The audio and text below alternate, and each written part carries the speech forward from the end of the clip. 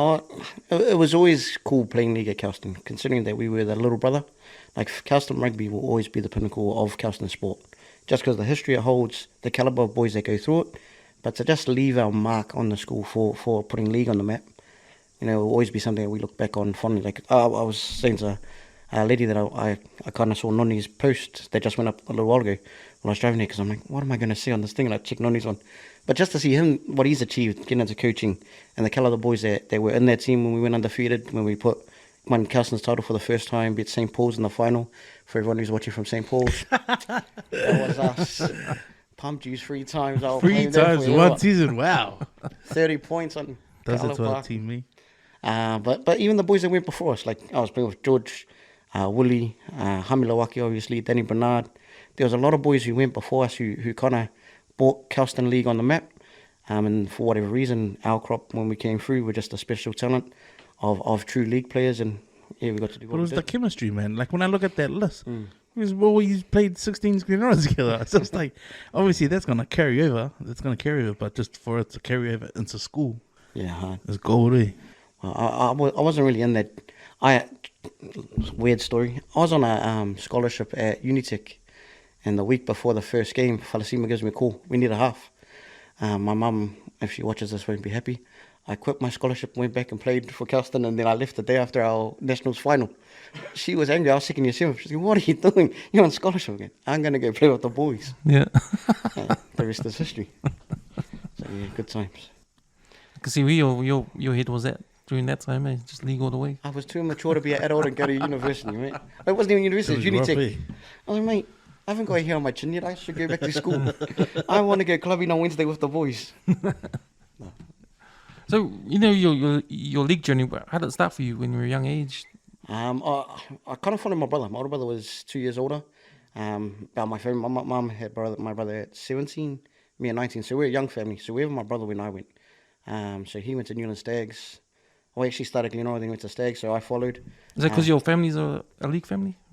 Yeah, our family's definitely a league family. My old man's got a big name in league. And my old lady actually coached my brother when he was younger, so she kind of taught him what it was to be a league player. Shout out to mum and the young coaches, bro. That's another one name. Like, mums are the heart of grassroots rugby league.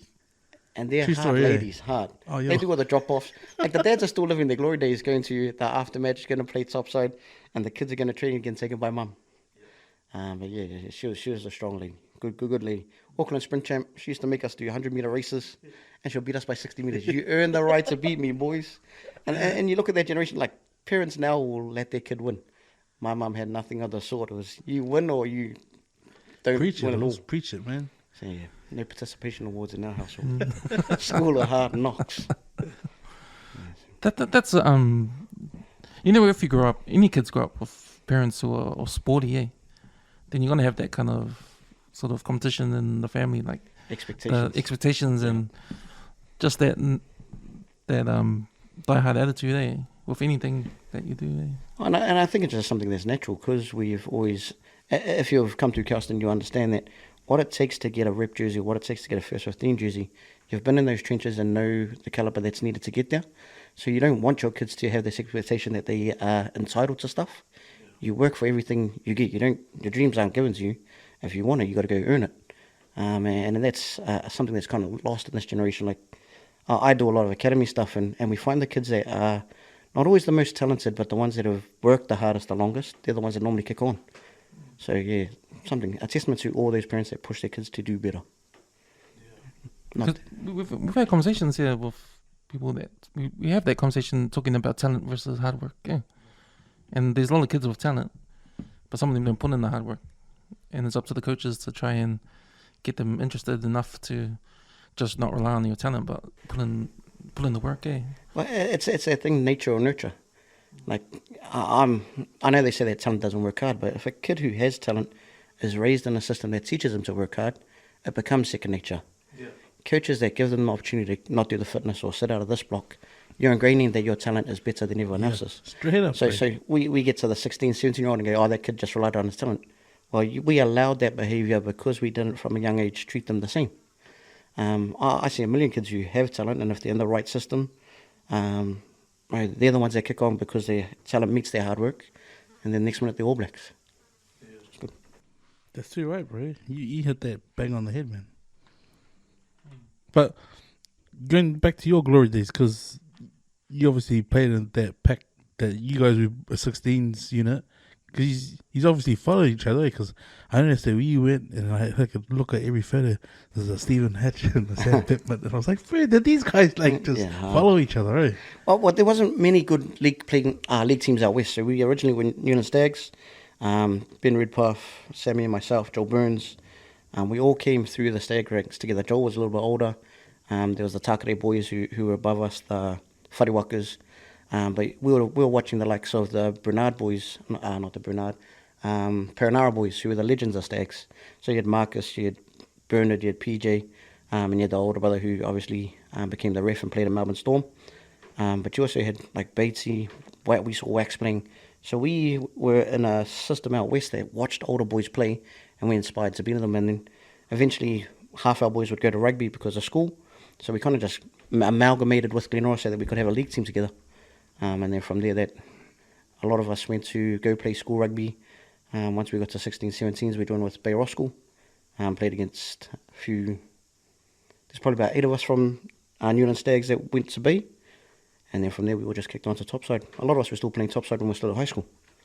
So yeah, we're just following Hami and Danny around, like doing what they did. How was it, you know, with school rugby and then you had club rugby league? Like, do you think it's hard to get the kids to? Because I feel like there's a competition between the two sports, and there's a thing where schools they try to grab every rugby player that they can. If they're good at league and they can grab them for rugby, then they'll do that.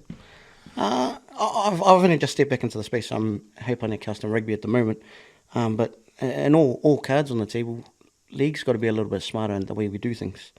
Rugby is where our kids have to go because that's where all the talent is, and if you're first 15, that's the pinnacle. But schools like Avondale and Rutherford, where they're not first 15 schools, there's league players in there that we're not tapping into. So there's enough kids going around to fill both sports. We just got to be actively looking for them. So in the 1A comp, there's only, 11 or 10 schools? There's a million other schools that have talent sitting there, but we're allowing them to go play PlayStation or do RAM reads. If we can go tap into those and go get those kids, league will be full again.